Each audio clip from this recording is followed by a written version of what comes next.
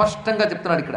పితృపైతామహే, నా తండ్రి తాతలు ఏ ధర్మాన్ని అనుసరించారో ఆ రాజధర్మాన్ని, ఆ పాలనా ధర్మాన్ని అనుసరించి నేనున్నాను. నీకు రోషన్ రాగానే ధర్మం గురించి ఆలోచించలేదు నువ్వు. అంటే నీకు ధర్మం తెలియక కాదు, కానీ కోపం అనేది ప్రవేశించాక నీ బుద్ధి ధర్మం వైపు వెళ్ళలేదు అని ఎప్పుడైతే రాముడు చెప్పాడో వెంటనే వాలి నమస్కారం చేసి చూస్తున్నాడు. రామా, నన్ను క్షమించు.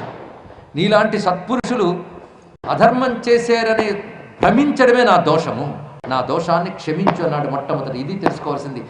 నా దోషం రాఘవే దధ్యౌ ధర్మేధిగత నిశ్చయ.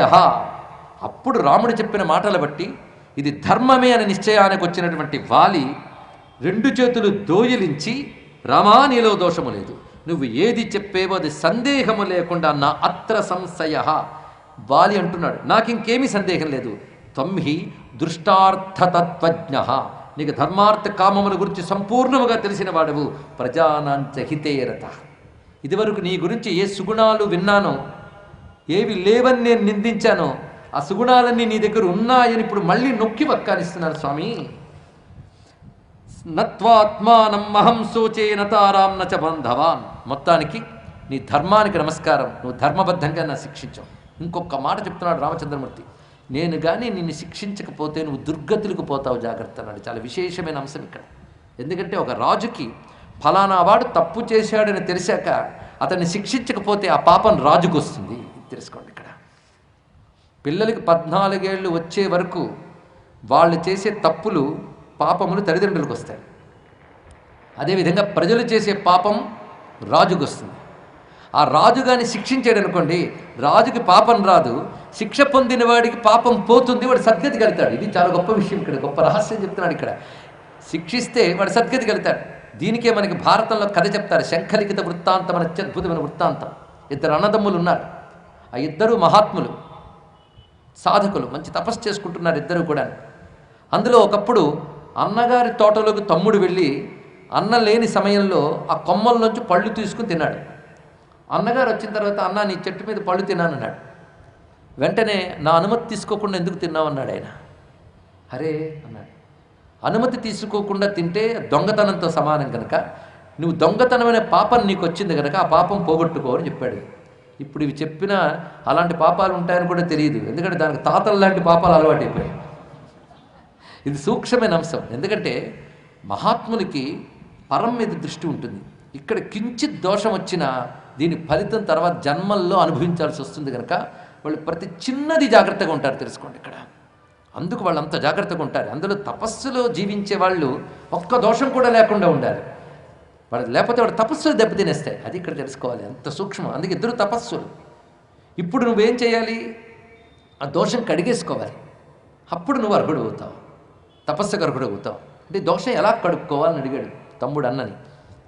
నేనేమిటి, రాజు కూడా ఉన్నాడుగా, ఆ రాజే తప్పు చేసినవని శిక్షించాలి కనుక తిన్నగా రాజుగారి దగ్గరికి వెళ్ళు, నేను తప్పు చేశానని చెప్పు, ఆ రాజుగారు ఏం శిక్ష వేస్తే శిక్ష వేసుకో అని చెప్పాడు అన్నగారు. వెంటనే తమ్ముడు బయలుదేరి రాజుగారి దగ్గరికి వెళ్ళారు. మహర్షి తపస్వి వచ్చాడని చెప్పి ఆయన చక్కగా సన్మానం చేశాడు, కూర్చోబెట్టాడు. ఏమి ఇవ్వాలి మీకు అని అడిగాడు. నన్ను శిక్షించాలన్నాడు. ఇదేమిటయ్యా వింతగా ఉంది నీ ప్రశ్న, నేను నిన్ను శిక్షించడం ఏమిటి, అసలు నువ్వు చేసిన తప్పేమిటి అంటే, దొంగతనం చేశాను. ఏమిటా దొంగతనం చెప్పాడు.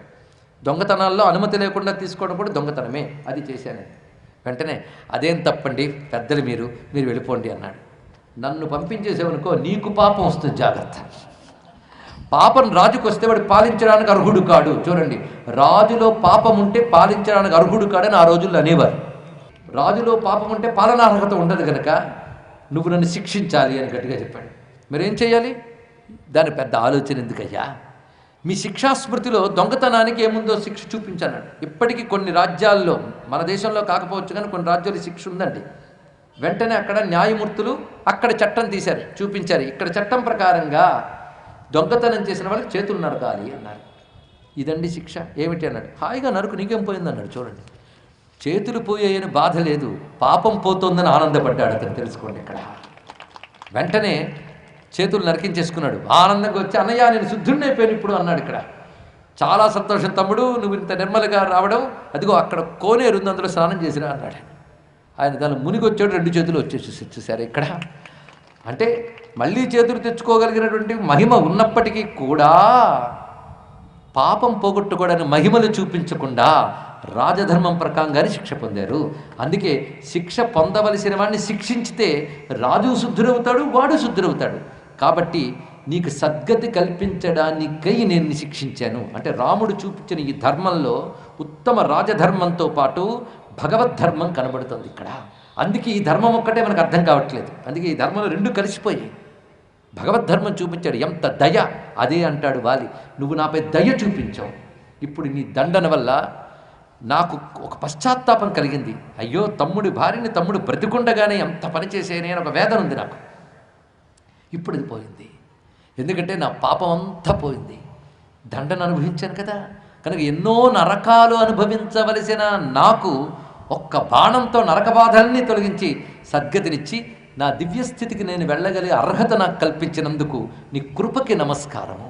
నువ్వు దయ చూపించి నన్ను శిక్షించావు కనుక రాజుగా శిక్షించావు, కానీ శత్రువుగా యుద్ధం చేయవలసిన అవసరం లేని స్థితిలో నన్ను నువ్వు శిక్షించినందుకు నీకు నమస్కారం అన్నాడు ఇక్కడ.